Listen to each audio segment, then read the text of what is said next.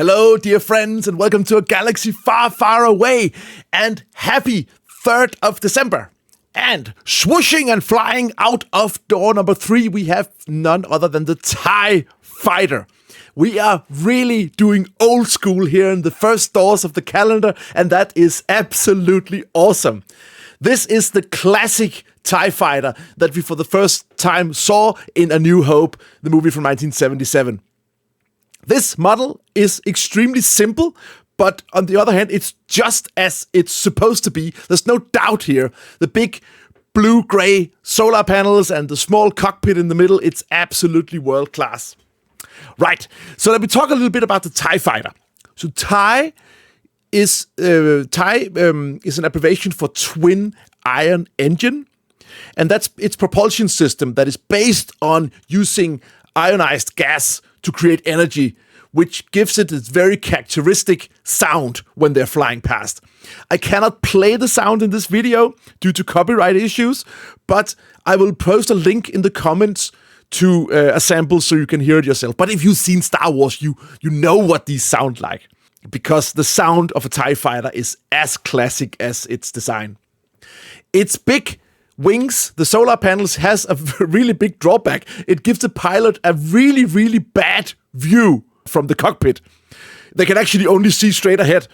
But the Empire thought that was a reasonable compromise. Actually, it could be a motivation so the pilots would concentrate when they were flying. Says a lot about the Empire. Okay, as I mentioned in the first video, the price was the main argument for the Empire to bet on this model for their armada. And as I mentioned before, it has a absolutely horrible design. It has no hyperdrive, it has no shield, only minimal life support system, which means that if they get hit, there is a very, very low chance that the pilot will survive. But they are extremely fast and they're cheap. So the Empire could produce these in bulk, which is nice. And as I said, this model is the classic TIE Fighter, but there are many, many other variants throughout the galaxy, or throughout the movies. In the end of the first movie, we also see Darth Vader's personal TIE Advanced.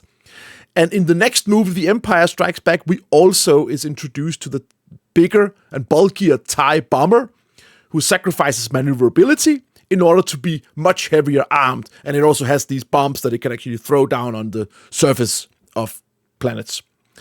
All right, we will end up with a fun piece of trivia. The iconic sound that I mentioned before, that you can hear from the link in the description, is made by mixing the sound of an elephant that is screaming with the sound of a car that is driving on wet asphalt. Yeah, true story. Go listen to the sound and let me know in the comments if you can actually hear it. And that is all for today. Thank you so much for following along.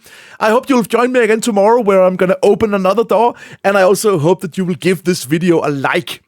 If you haven't already subscribed, you're very welcome to do so. And I will also be extremely happy if you will share this with friends and other people you know. Yeah, share it with both friends and enemies, I guess. You name it. Anyone you want to. Let me hear in the comments what you think of the TIE Fighter's design. Do you have a favorite TIE variant? Please post a comment and see you tomorrow for another door. Bye-bye.